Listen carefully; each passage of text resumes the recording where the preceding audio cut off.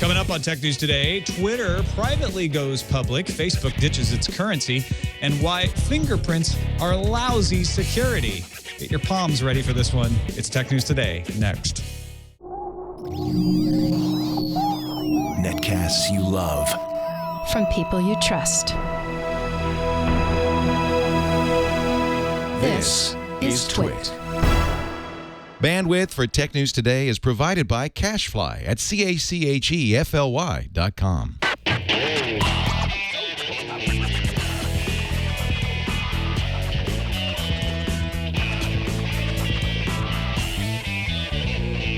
This is Tech News Today for Friday, September 13th, 2013. Tech News Today is brought to you by Squarespace, the all-in-one platform that makes it fast and easy to create your own professional website or online portfolio. For a free trial and 20% off, go to squarespace.com and use offer code TNT9. Welcome to Tech News Today. I'm Tom Merritt. I'm Sarah Lane. And I'm Jason Howell. Ayaz Akhtar was too scared to come into work on Friday the 13th, so he has the day off. But we... I wasn't going to say it, but we... Oh, no. There we go. Something horrible has happened. Let's just get to the news views.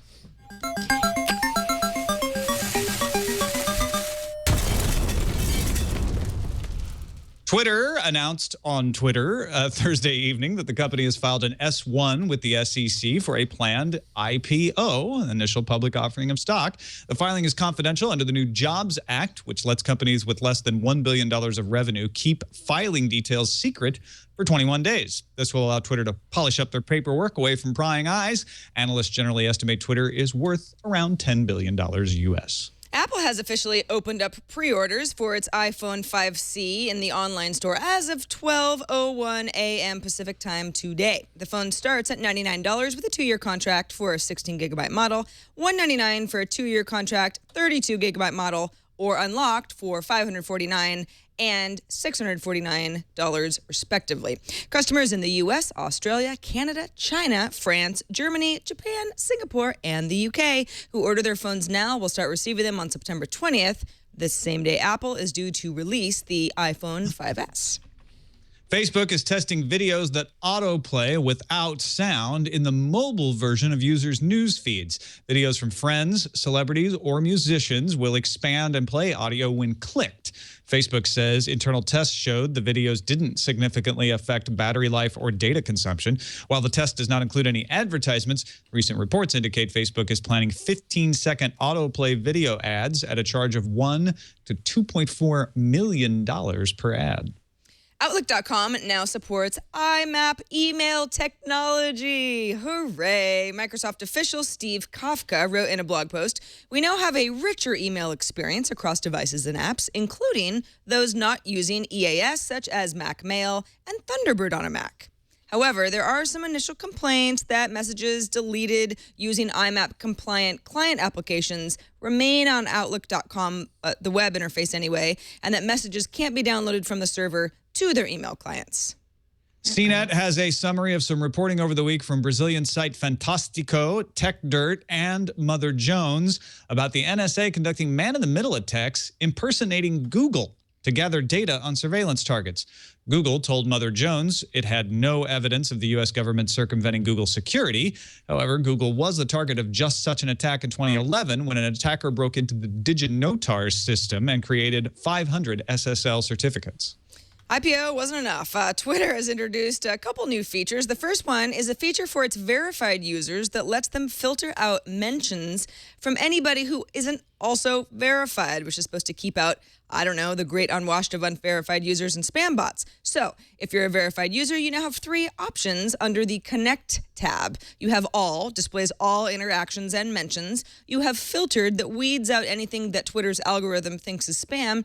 Then you have Verified, which limits the conversations to just you and other verified accounts. Twitter also launched its own app on Spotify, so you can enjoy and join a playlist built from your social stream inside Spotify's desktop app. I'm going to enjoin the playlist legally.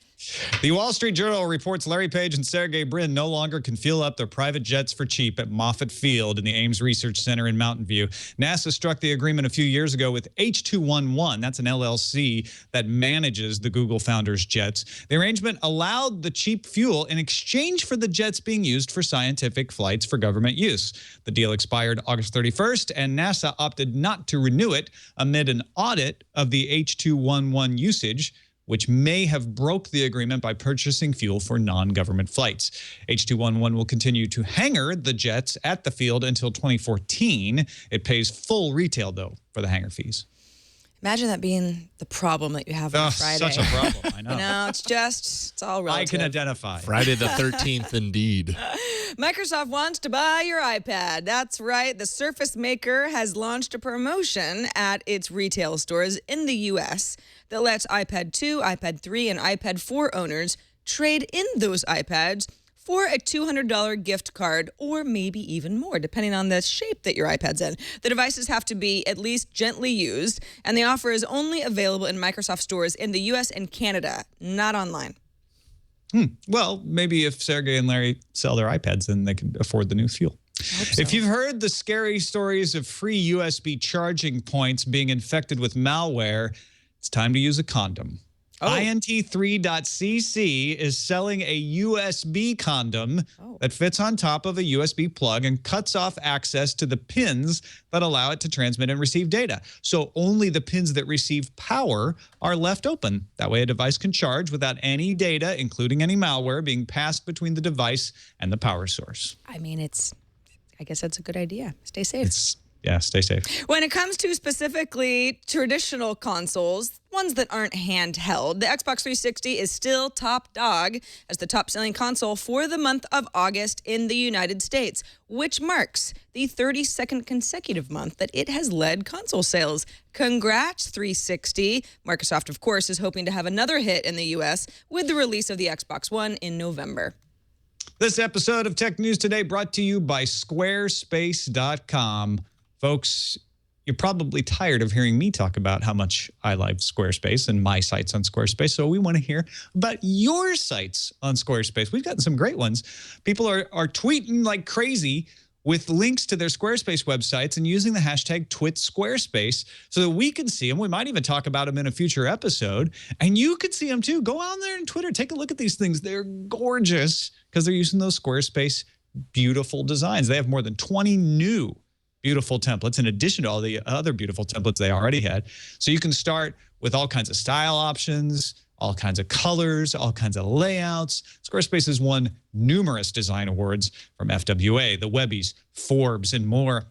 It's incredibly easy to use Squarespace too. It's pretty much dead simple, and it gets simpler all the time. They're always improving things. And they're search engine optimized. That makes sure that your site's content can be crawled by not only Google, but Yahoo and Bing, every search engine that you would want.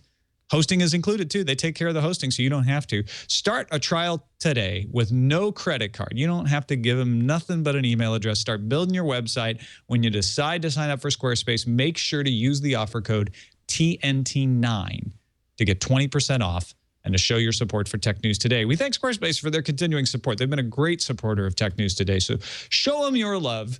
Put your site up there on Twitter with the hashtag. What's the hashtag? I want to make sure I get it right. #TwitSquarespace. That's the way it goes. Squarespace, everything you need to create an exceptional website. Well, it is Friday the 13th, and it's Friday, so that means Darren Kitchen. What was that? Who was about to rock out? Well, I was just about to. Oh, okay. I thought it was the band Halloween. Darren Kitchen from Hack5.org joins us today. How's it going, Darren? Hey, it's doing really well. I just launched MIRC to join the channel, and I'm very happy to report that if you click on the developer's nose, it still beeps. It's good stuff. Really? That's good to know. Also joining us to draw the stories of the day, as he usually does on Fridays. Good to have Len Peralta, my co-conspirator with the 10-State Comic and internet cartoonist at lenperalta.com, also host of Jawbone Radio. How's it going? It's going really well. I'm excited to get arting. We got a lot of social news for you today. We're Probably should have really left do. some for the social hour. Sorry, Sarah. Oh, that's okay. It's kind of fun. It's like practice. I can. Okay, yeah. I it's get a dry really run. good at the stories by 1 o'clock today. Make your mistakes now. Social hour is going to be perfect. Let's start off with that Twitter IPO. Twitter has filed for that IPO.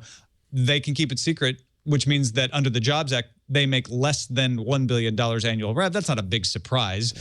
They're expected by some to reach $900 million in sales next year, which would be triple the estimated revenue of this year. So not a big surprise that that's their revenue. They've intentionally been holding back ad growth because they don't want it to I don't know, blow all their ads at once before they IPO, I guess. December, they announced 2 million average connected users. All things D-sources now say that's only 240 million. Costello had said he wanted that number to be 400 million by the end of the year. It doesn't look like they're going to get it. Although some of that may be because they've been very successful at getting rid of scammers and spammers off of Twitter, and that reduces the number of users. But the users that are left are real users, so that could be a positive. All in all, is this a good time for Twitter to go public and get some stock? What do you think, Darren? Yeah, I mean, seemed to have worked out for Facebook. I mean, that's the thing you do, right? You build something, you get everybody using it, you cash, you spend the first couple of years not making a dime and just trying to figure out a business model. They've started to figure that out, so now it's time to cash in, right? Seems right to me. They if people will buy it, the question, and I guess the idea here is that Facebook has been rising, right? They're now at $43. So if you did buy them at 28 or 26 or something like that, you're actually seeing some value added there. So maybe the worm has turned regarding social sites. It seems like a really precarious little spot that Twitter's in, because Twitter is huge right now. I mean, the interest in Twitter, the user engagement, that's all growing. But Twitter has proven that it is on track to bring in revenue. But the revenue it's bringing in right now isn't great. It's sort of like, hey, we're laying the foundation for something that can be huge. But if they go too long without IPOing and the revenue doesn't show that it's growing exponentially, then you kind of get to a point where people lose faith in a company to be able to bring in a lot of revenue. I mean, Twitter's popular, but can it make money? I mean, Facebook makes tons of money. Twitter has had a harder time of that because it's just a little bit more streamlined. So I think this is actually really good timing for the company because people are still really bullish on what could be the potential for the company. And they kind of have to go public. Remember, they're backed by venture capital, and those venture capitalists want to make their money back. And one of the ways you make your money back is to sell the stock. So it's not a matter of if, it's a matter of when. But after they go public, now you're going to have pressure from stockholders who want you to make more money. They may not be as understanding of the go slow way that Twitter has done things as far as rolling out advertising. It has worked so far. Maybe they're not making the billions of dollars that Facebook is making. You're right about that, Sarah. But they also haven't blown off the user base. Nobody has really reacted negatively to a Twitter advertising campaign after the first couple of days. They usually calm down very quickly. Does this mean that Twitter will be no longer cool, though? I mean, now that they're, cashing in. I don't really think it matters. I don't think whether a company is venture backed or public matters for 99% of anybody who ever uses Twitter. Yeah, most people do. If the homepage changes, then you're going to get a lot of people like, I don't know, rising hashtags saying new Twitter sucks or something. But nobody really cares, who's getting rich behind the scenes. Well, I care, but most people don't. They care about the features. They care about what are you providing me? Sure. Something like the new Spotify app we mentioned in the news feeds. Yeah, I mean, sorry, Darren, go ahead. Oh, no, I was just wondering if, say, because the IPO filing is confidential, do you think that's going to affect the kind of impact that it makes? Because investors will only have, 2 weeks or so to kind of take a look behind the scenes, as it were? Good question. I think it ends up being a net positive because you don't have people riding that wave of seeing all of the numbers being proposed and then being worked out and figuring out the story. You get a much more coherent story to tell potential investors in that way. I think that's why people want to do it that way. Mm-hmm. Yeah, I'm no mathematician, but from what I understand, it can be confidential. Because they made over or under $1 billion annually.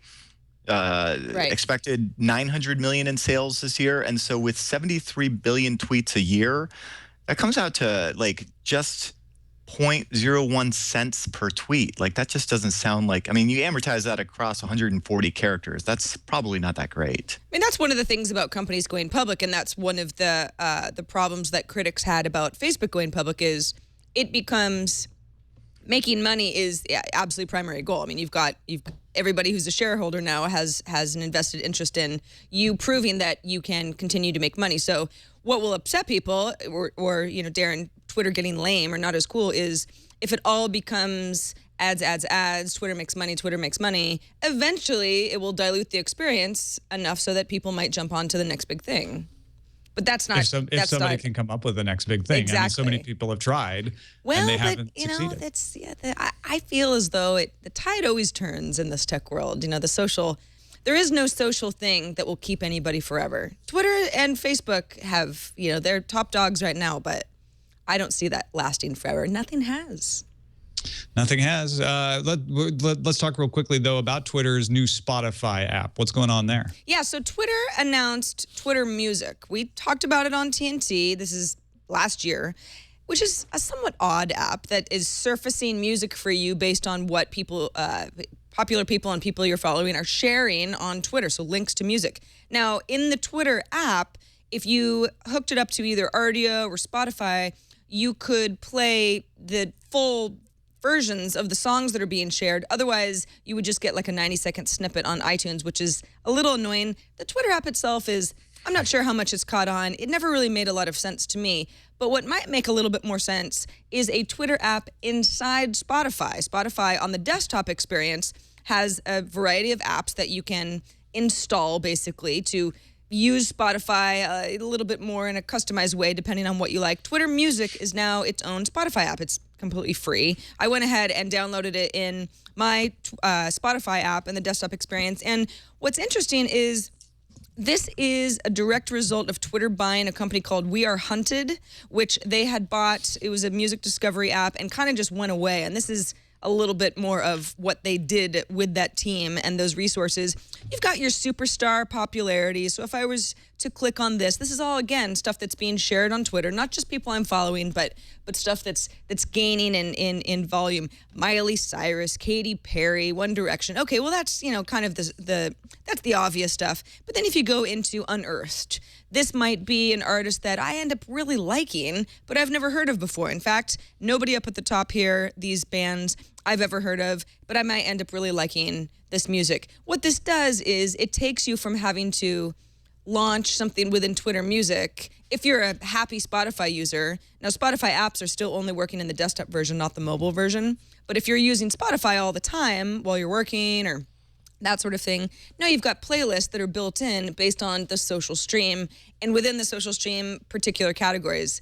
It's pretty cool. I don't know. I mean, I'm not a Spotify user. I'm an Rdio user, so this isn't going to be super helpful to me. Darren, what do you think? Do you like the idea of social music?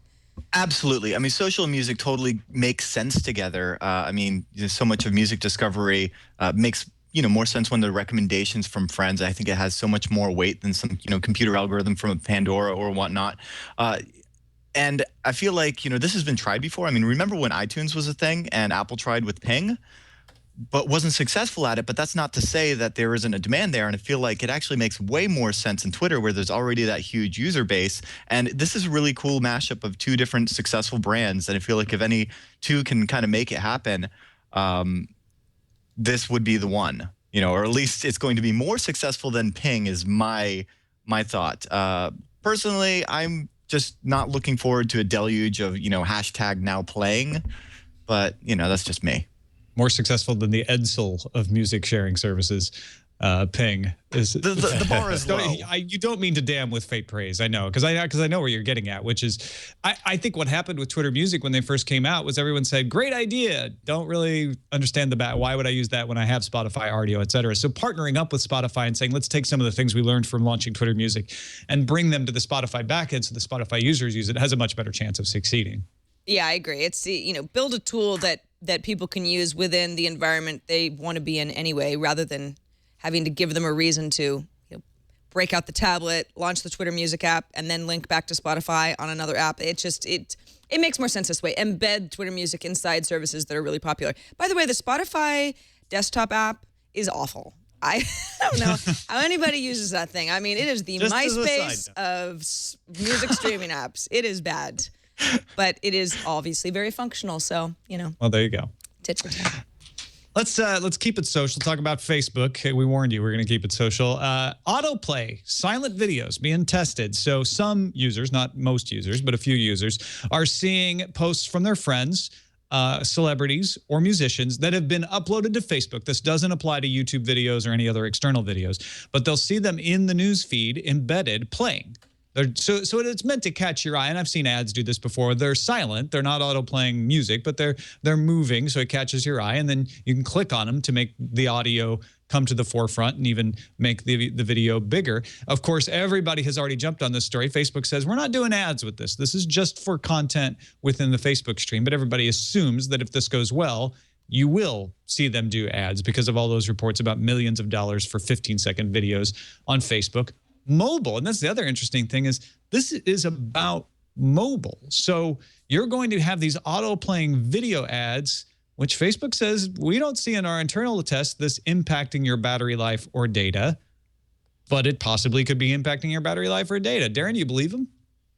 Well, are you kidding? It's more bits. It's of course going to use more battery and more data.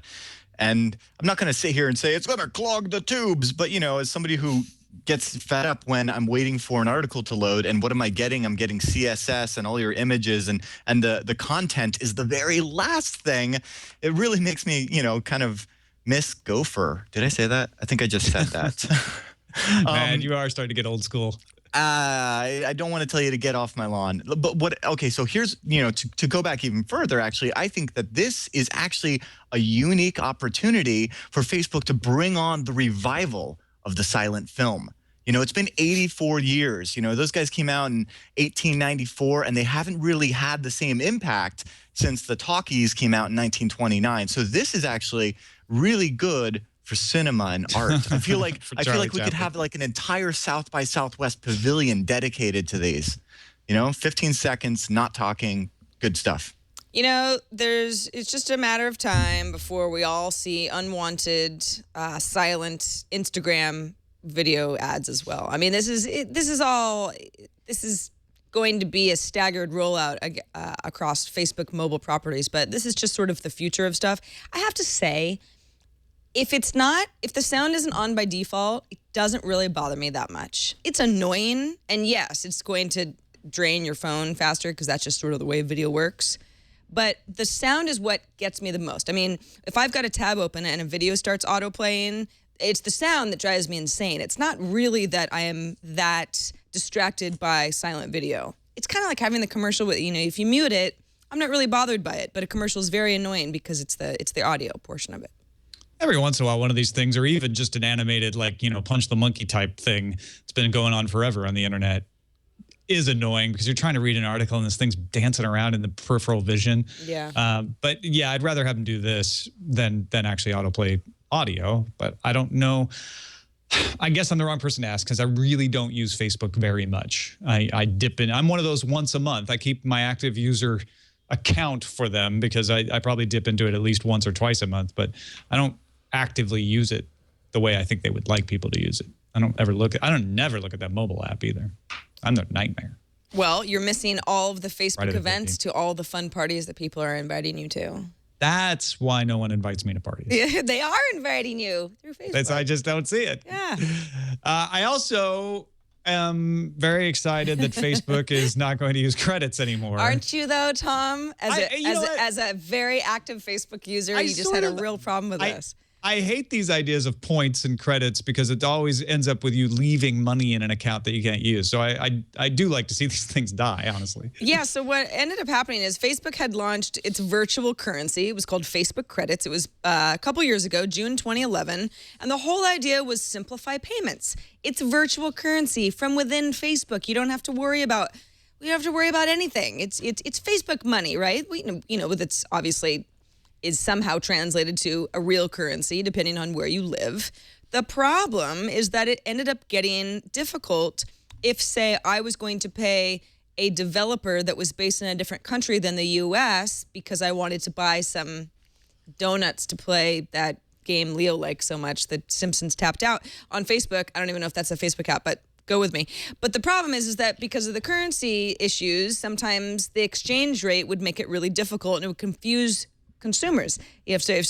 If I want to pay $10 and it ends up being 90,000 of some other currency because the developer is based in a different country, I might say, what? This is probably a scam. I don't want to pay for this. That's too much. It's just confusing. So Facebook says, all right, we're done with credits. We've now switched to local currency payments. They say this is going to help developers and it's going to help Facebook make more money because more people will just understand their own currency, smooth out the whole payment system, and Facebook can be more of an international app platform. The idea was with credits, Facebook wanted to start earning a 30% cut. It's kind of like what Apple does in the App Store, with purchases made in games played on its website and also in iOS or Android in-app sales. So it launched credits.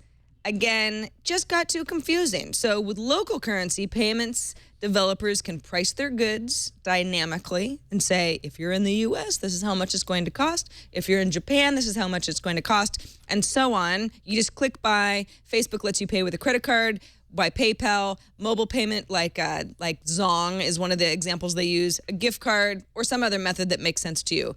Darren, if Facebook can't have virtual currency that works globally, where's the hope for any other company, or is it going to go Bitcoin eventually? No, I think Bitcoin's going to get rolled into rupees from Zelda, or maybe simoleons from The Sims. But no, I think this is an epic move. This is smart. I like, when companies are like, you know what, this wasn't working. Let's just go with what works. And I feel like this lowers the bar to entry, because I feel like when it comes to Facebook, like purchases, that's kind of, you're going for an impulse buy there. Nobody's like, oh, I can't wait to buy myself some Facebook credits, and if it just, a little pops up like, hey, you can get a virtual cow and it's got a dollar sign or a euro sign or a little yenny sign, and you can figure it out, like, hey, I know exactly what that is. Because I get frustrated whenever I see any of these point stuff. Like the Xbox thing is the worst about it. Because you're always like, am I losing here? Yes, you are.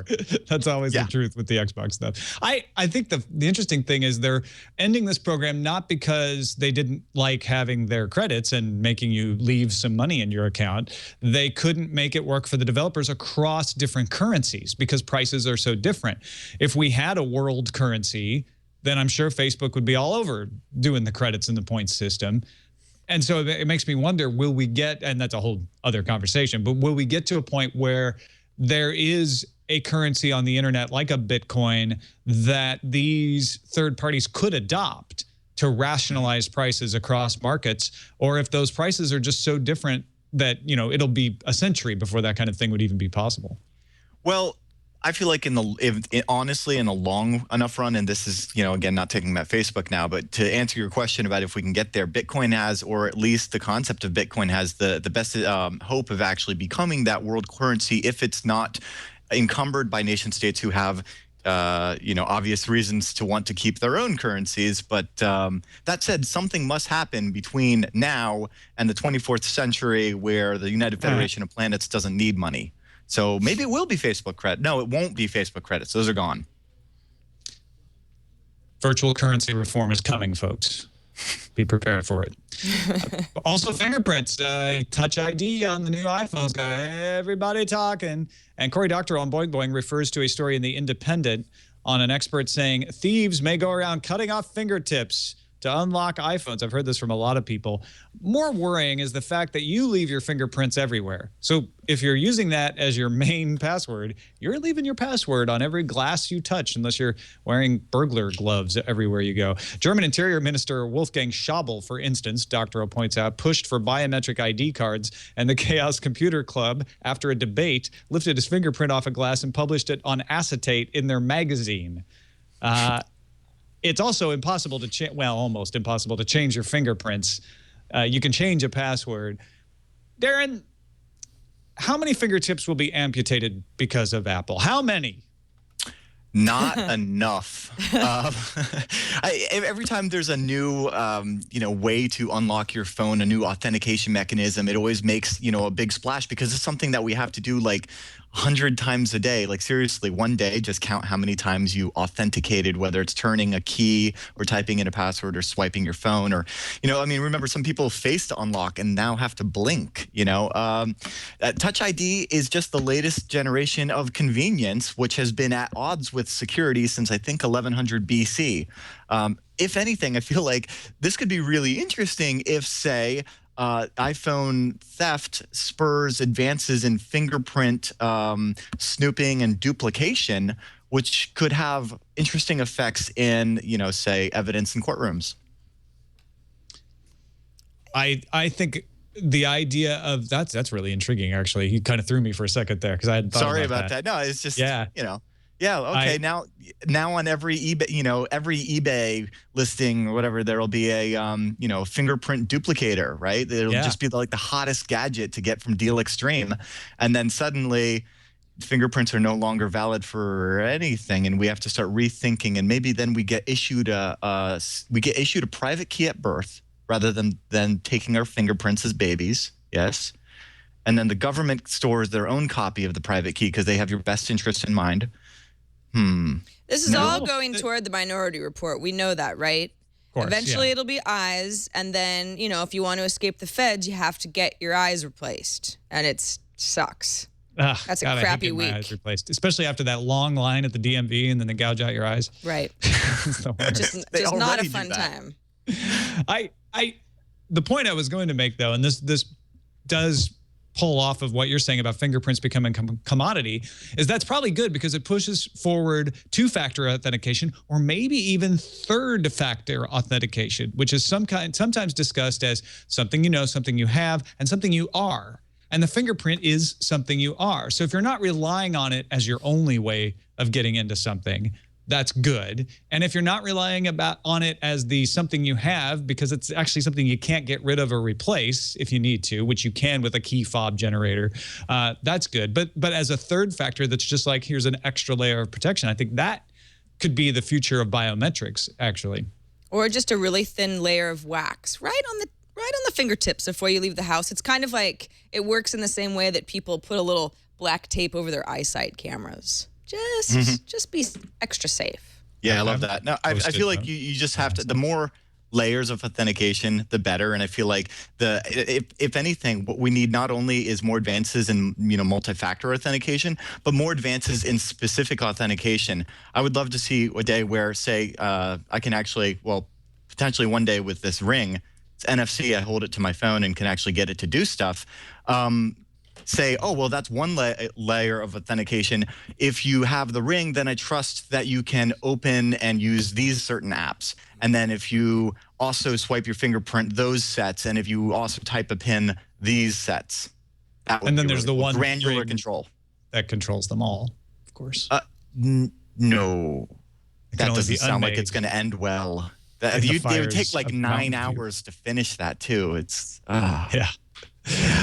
All right, let's finish up our roundtable discussion with Huawei saying, "Hey, we're still cool with Windows Phone. We don't care if Microsoft buys Nokia." Yeah, when the deal came down that Microsoft was buying Nokia's device business in the rather paltry $7.2 billion deal, doesn't even sound like much. We all wondered, okay, well, who's going to make Windows phones anymore? Microsoft has kind of chosen their winner. Richard Wren, who is a Huawei executive in charge of the consumer unit in Europe, told the Wall Street Journal, quote, "We will continue to develop devices running Windows Phone and launch more products." Huawei is mostly known for Android, but does have a Windows Phone device, the Huawei Ascend W1. It's a great name for a phone. So I guess, let's just say Huawei absolutely is serious about this. We'll take what Richard Wren said at face value. Does it make sense for Huawei to just keep a toe in the Windows Phone market? Do they see themselves, perhaps if the other companies say, we're out, as strong if they can just be the single Nokia alternative? Darren, what do you think? Perhaps. I think Nokia is probably just bummed out that they didn't get an offer to be purchased by an operating system vendor. I guess that's just all the rage these days. What with Microsoft buying Nokia, Google buying Motorola. Who else makes operating systems? Apple. Those guys should buy a phone company like Tencent. like Tencent Samsung. OS. Apple should buy Samsung, and that's just market share right there. No, if anything, I wonder if this makes, if this makes Huawei who was the other vendor? Remember when it was like when Palm was the hotness and it was like Palm with the Trio, Palm bought Trio. And then who was left? Right. Handspring, right. And then so who was left making Palm devices when Palm 1 was licensing the operating system? I think this is actually not like the Nokia Microsoft thing may not actually work out the best for that platform. Although everybody Huawei said that when Microsoft made Surface, like who's going to continue to make tablets now if Microsoft's getting into the tablet game? So far, that hasn't panned out. We see lots of tablets being made by lots of manufacturers. So it's not unreasonable for Huawei to go, well, we're gonna go down that same road. We're gonna make our own phones that we can distinguish and will be better and still license the OS. It does muddy the waters though when Microsoft's out there saying we're going to be a devices and services company. We just bought Nokia to make those devices. I think people may be less likely. I think Huawei may be the exception. And maybe what Huawei thinks is, you know what, Microsoft's not very good in the Asian market, and we are. So we could still outcompete them there, even if they do own Nokia. That makes sense. That's what I think. Well, good luck, Huawei. I don't know. I mean, They did it. I don't want to be down on Windows Phone because that's not the point, but it sort of seems like something that they're just not ready to pull out completely yet. So it's easy to say, no, we're still working on it because they just want to see if there's, it's like They've got stuff in the pipeline is what you're saying? just buying something. Exactly. They probably are like, let's move some of this merchandise and then we might completely change our minds. Okay, let's go to another close vote in today's randomizer. If you don't know, when we do the show live at 10 a.m. Pacific time, we have a live audience of around 1,000 or more people, and they vote in a straw poll, some of them. Today's straw poll had South Korea greenlighting an invisible skyscraper for construction in second place with 47% of the vote, and just edging it out, phone blocks, a modular phone you update a piece at a time. A big thanks to Evan and Randy for emailing us. They both emailed us about this today, and a lot of people in the chat room are mentioning it too. Phone blocks is a proposal. It's a design, like a concept model, where all of the pieces of your phone are modular. So the Bluetooth is a module, and the battery is obviously a module, and the processor is a module, and you're able to upgrade your phone without getting rid of the entire phone. So you want a new higher resolution screen, you just take off the screen. You need a new Wi-Fi radio because Wi-Fi got faster, you just pull off the Wi-Fi block. This reminds me of a lot of open source hardware platforms that have existed over the years. I don't know. I mean, I love the idea. Do you think this could take off, though? No. I hate to be a naysayer. I want to be positive of this. I think this is awesome. It reminds me of the original PC days where, you're like, oh, I'm going to buy this video card and that motherboard, that RAM, and I'm going to get this I'm going to spend some extra on the motherboard because later I'll be able to upgrade the RAM and all of these other things. And yeah, I love that. And then you look at the dominance that laptops now have that don't have that kind of feature. And one of the reasons why this isn't necessarily feasible, not that it isn't awesome, but because it's expensive to make all of these components. All of these, especially initially when you don't have, a built-in, audience already, each component is going to require its own, case and fittings and stuff to integrate well with each other, which is, again, going to increase the costs. And so it's going to be difficult for that platform to try to compete with the more mainstream manufacturers like the Samsungs and the Huaweis and LGs of the world, because they're focused on like, oh, we've got the thinnest bezel or we've got the tallest whatever, and this is not going to necessarily be sexy in any regards. And by the time you've gotten to the point where you're like, oh, I upgraded the processor in my phone, it was actually more, it would probably be more expensive than just buying a new whatever the latest thing is. This reminds me of those kits at Radio Shack, which definitely have their following, right? Like when I was a kid, they'd have the little electronics, a board that you could do all the fun stuff with.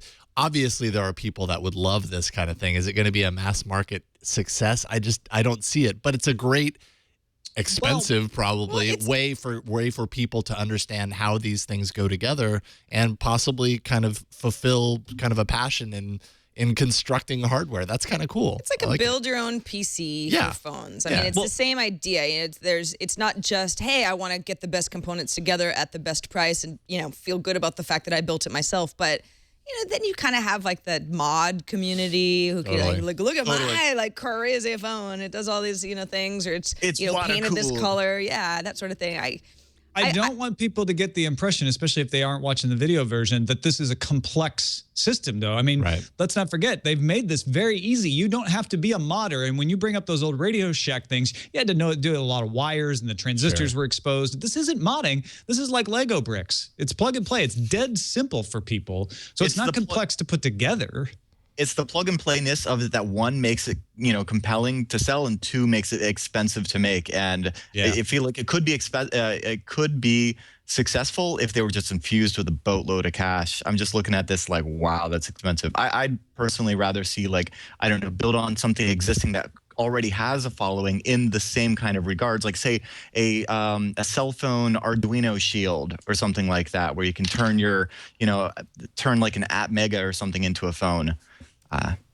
It's not complex necessarily, but I don't know if the majority of the people want to have to think about this kind of stuff. How do I want to construct my device? They just want a device that makes the call or whatever, that does the things. Well, but they can do that. They can buy that. I actually agree with you guys all. I don't think it's going to catch on, but I'm just playing devil's advocate. No, absolutely. Here. You buy the device with the things, and if that's fine with you, that's fine with you, and you're done. But when something comes along, you're like, oh, I wish I had a better looking display. Then you can go into the store and just buy a new display, like a Lego brick, plug and play. I mean, it is kind of brilliant in that way, and that you don't have to make choices. You don't have to design if you don't want to, but it gives you flexibility down the line. Sure. I think Caffeine Free Dave had a good example, like with your car. When your battery dies in your car, you don't go buy a new car. You go and you get the battery replaced, right? And I this do. would be even easier than that. I do, but that's just because I sleep on a bed of money, so of course. It's easy. I forgot. You can still replace your battery as long as you don't have an iPhone, and you can even replace your screen in a lot of cases. Sarah here at Hack 5 is replacing her S3 screen. That's why there's a battery is as easy as this stuff. But replacing a screen is not as easy as this. This would purport to make it. Hey, it definitely is a conversation-inducing idea, though. Good job, Phone Blocks. Let's check what's on the calendar, Sarah. Okay. We have some sad news. Ray Dolby, obviously an audio engineer, a pioneering one, has died at 80 years old. We will miss you, Ray Dolby. Looking forward to next week. BoxWorks, which is Box's annual conference, starts on Monday, the 15th in San Francisco, runs through Wednesday, the 17th. And the Nokia Lumia 1020 has gotten its UK launch for September 25th. It's going to be on all 4 of the major mobile networks there. And prices are anywhere from about £640 outright to free, depending on what your monthly tariff is. Excellent. Let's see what's incoming. Incoming message. Actually got a video from Kirk. He's talking about that drift keyboard Ayaz was talking about the other day. Hi, TNT crew. My name is Kirk. And yesterday you guys were talking about the new tablet keyboard called Drift.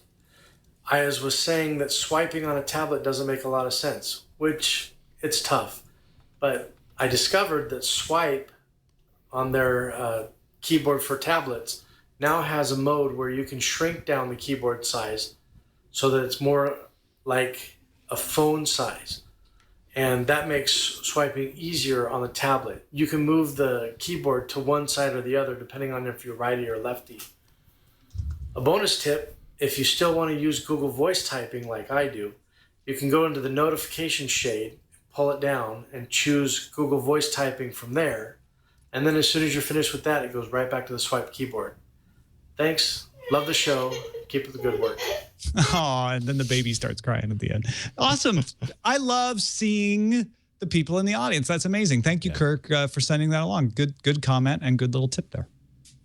Got an email from Michael who says, most of us who are working on MOOCs, which is a massive open online course, we talked about this yesterday, I guess, don't believe that there'll be a replacement for a university. However, MOOCs do offer something that's rarely been accessible before to educators. With a MOOC, educators now have tons and tons of stats about how students respond to course materials, how students learn and perform on exams. While some professors might have the ability to conduct metrics with a large lecture, they pale in comparison to the accuracy and the range of data available with online courses. There are even frameworks now for running A/B tests on students solely for the purposes of understanding how they learn. It's awesome. Completely gives us the option to transform learning materials for all types of students in the coming years. The other really awesome part of a MOOC is a SPOC. A SPOC is a small private online course. These courses are run in person in smaller settings like a university lecture. However, they're set up to take advantage of all the tools